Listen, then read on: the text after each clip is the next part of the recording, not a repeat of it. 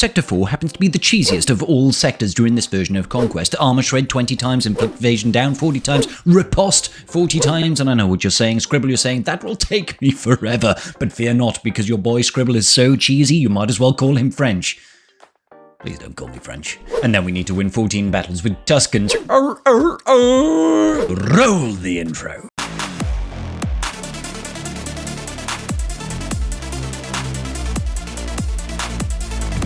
So give it up. My dead body.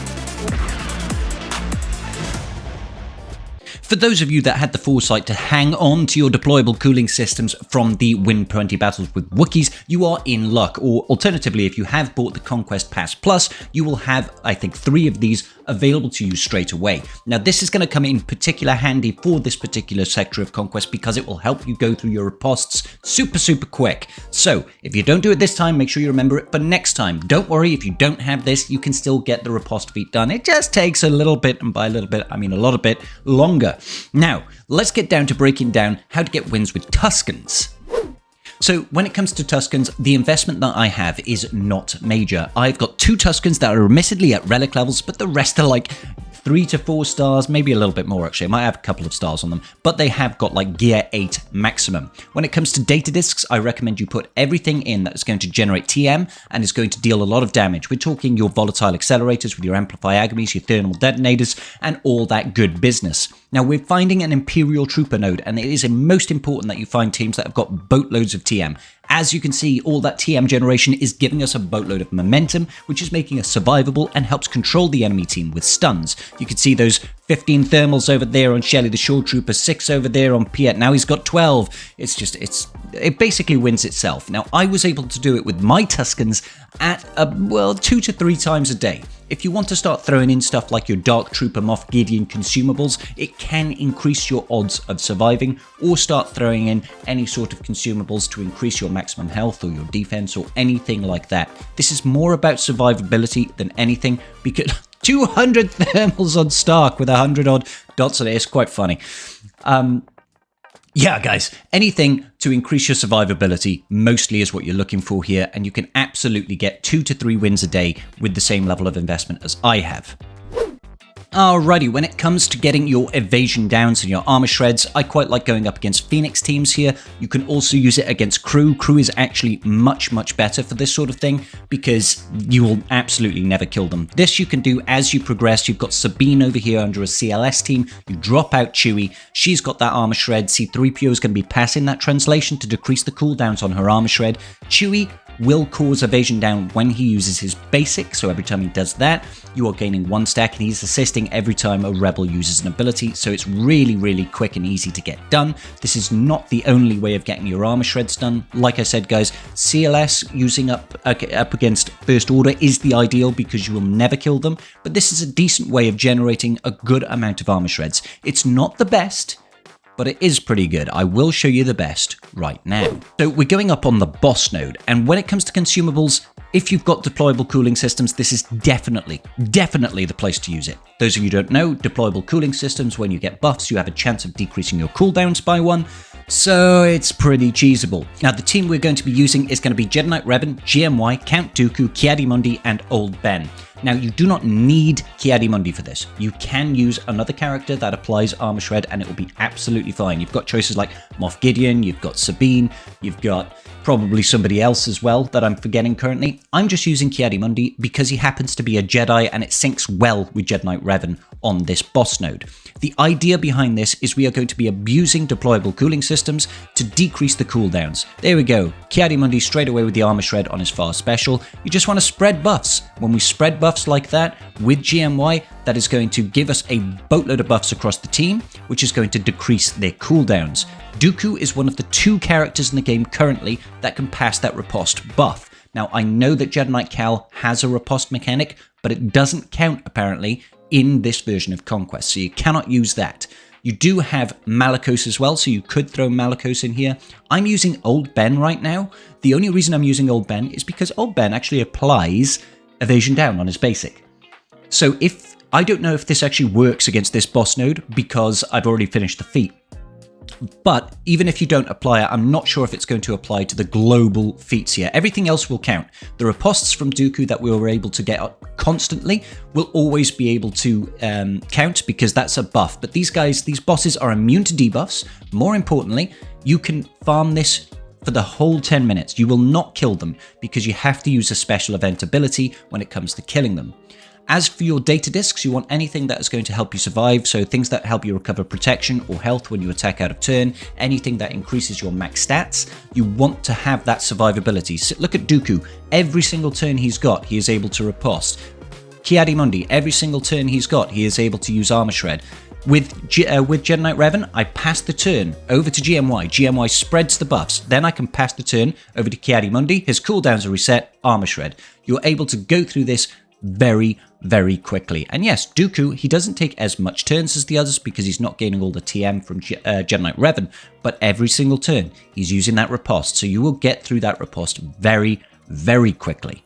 Now, if you do not have deployable cooling systems available to you, you can still do this on this node, and I would still recommend using it on this node because largely you could do it on auto provided you have that survivability. I would probably recommend using something along the lines of Treya to constantly cleanse any debuffs that Dooku has. Then you can have something like Moff Gideon in there, he can do additional armor shreds. You could throw in Thrawn to pass turns around, and then anything that's going to help you survive, maybe use Wat Tambor or something like that, just to have yourself that survivability to drag out this battle. You can even put the battle on auto, as I do later in this, because that gives you the opportunity to just sit back, relax, not have to worry about it. They will never use the event special ability to finish off this particular battle. You can quite comfortably just leave it on full auto. Now, they might change the AI in the future. They might change it for the next version of Conquest where you will not be able to leave this on auto, but as of right now, time of recording, you can just put this full auto and you'll never have to worry about it. It is the cheesiest, most delicious way of getting a bunch of ripostes. Like I said, this still works if you do not have deployable cooling systems, but in my opinion, considering you can get 2 of them for free by getting the 20 Wookiee victories, this is the best use case, as well as the cheese that we did in Sector 3. Now I'm just going to fast forward here because I'll show you right at the end the state of this battle. You can see we've got 20 debuffs on Palpatine right now. Those 20 debuffs are all armor shreds. You only need 20 in the entire sector, and we've still got 3 minutes left. I've put it on full auto at this point. Hopefully those old Ben basics still count as attempted versions of Evasion down. And of course, Dooku is still over there quite happily riposting every single turn. On auto, he will always use riposte when he has got the opportunity. So the good thing about riposte as well is it does actually help him recover his protection if you've got that Zeta, I believe. So good way of getting riposte, great way of getting armor shreds, potentially a good way of getting that evasion down as well. Brilliant. Now, on the mini-boss, it is Mon Mothma. We need to win with no unaligned Force users or Jedi or Sith, and we need to get a kill with Scout Trooper. Now, in this, my Scout Trooper is about Gear 4, and I'm going in with an item Versio lead, using that same data disk setup of Volatile Accelerator with Amplify Agonies. You just want to make sure that you also have the Ruthless Swiftness data disk on, so that you can actually gain TM out the gate. I just kind of roll this very, very easily. I'm getting the Readapt or Die up just in case, and I'm trying to time it that Scout can get a kill on the hit. It is not reliable, but I was able to do it after about 3 battles. So just here, basic, 500 damage gets the kill on Xaereth Rebel Pathfinder, and that is every feat with 1 team. Now, my Imperial Troopers are all about Relic 5 there, except, as you can see, the Scout is Gear 1, level 50, 3 stars. You can do it, guys. You can do it. It doesn't take too much effort for this one to get done. Like I said, Ruthless Swiftness, Volatile Accelerator, Amplify Agonies to chill down the enemy team, get them nice and prepped, and then just a nice little love tap from your Boy Scout Trooper to finish it off. Let's go check out the big boss feat. Now, the boss sector, we need to have 2 different things. First, you need to win with a full team of Mandos, and then you need to win with full light side. Now, you can split this up into 2 different teams, but it's not too bad to actually get this done with 1 team. I'm going in with a armorer lead here, and I'm throwing in Sabine. Sabine's also got a little couple of armor shreds. If you haven't done the armor shred feat already, it's another way of getting it done. And then we've got Bo-Katan, Bam, and OG Mando. Obviously, it's not the idealist team in the world, but armorer is still very, very good. Now, you can have Bo-Katan in the leadership here, so long as you use BAM to get that damage immunity on Bo-Katan at the start, it's really not so bad. The idea behind winning this boss feat is you need your allies to take turns to decrease the cooldown on the event special ability that lets you convince Vader to betray Palpatine and throw him down the world's largest air duct. It's pretty good. So, unfortunately, I think Armorer cannot be targeted by the damage immunity by BAM, which is a real shame, which is why you might consider going in with a Bo-Katan lead here. I just found Armorer was a little bit more sturdier as a leadership. But it's basically a case of just wear down the clock. It's quite likely that you'll lose someone like Sabine because she's not she's a little bit squishy, she's not the tankiest, and even mine at R5 doesn't last particularly long. You don't have a whole lot of sources of cleansing and all that sort of business. So, hey. But hey, look, we've still got 3 armor shreds. That's like 15% of the way there to the global fleet as well. And we're just waiting around now until Armorer can get her turn. I'm pretty certain we have had all of our turns by now. Let's take a look. Get that damage immunity once again. Can't place it on Armorer, unfortunately. Big sad. There's also no revives, and there we go. We get the animation. Still the coolest animation. This one's a lot of fun because you can actually use so many different characters to get this animation to play out. Some of them look really funny. So fair play to CG for letting us swap out Jedi Knight Luke for almost any character. Not all of them. Saw Palpatine just clip through those little canisters then. That was a bit weird. Armorer's like, yes, you have done well, my child. Super. Now, if you don't want to do it that way, you can get it done a lot easier using a mix of light side and dark side Mandos. Funnily enough, if you want to do it with the dark side Mandos included, it's actually better not to have Maul in the leadership. Because of the way his frenzy works, he's gaining additional turns, so it can actually decrease the cooldown on the event special ability much faster. So I would just have him off to the side.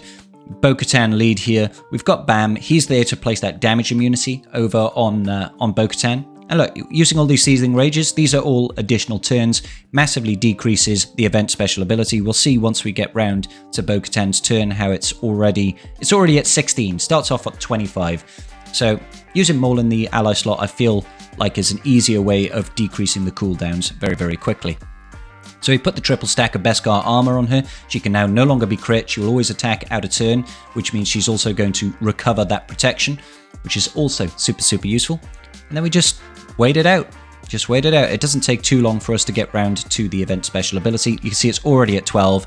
1, 2, 3, 4. So we should be at 8 turns now, and then we've got 7 turns. Wait for it. Oof. The stuns are not ideal, but see all those counterattacks? It just makes it so much easier. And the tenacity up as well. Very handy. Bo-Katan's leadership obviously doesn't see much light of day. Only 2 turns left on the counter now, so when it gets back round to her turn, we will be ready and there. Now, obviously, you can't actually kill the enemy here. The only way to win this is by decreasing the cooldowns on the leadership ability so that we can convince Vader to betray. So using stuff like Gar and ISC doesn't actually really help you. Come on then. Let's get it. And there we have it. Once again, done and dusted every single feat. It's not difficult, ladies and gentlemen of the tribe, and I'm glad that I can be here to help you find your way. Find your feet and find that cheddar cheese at the end of the French rainbow. Delicious. Make sure, guys, you check out the other videos for all the other sectors. I go over every single feat. I will help you get red box. Just like and subscribe. I'll see you all in the very next video. Peace out, and may the Force be with you.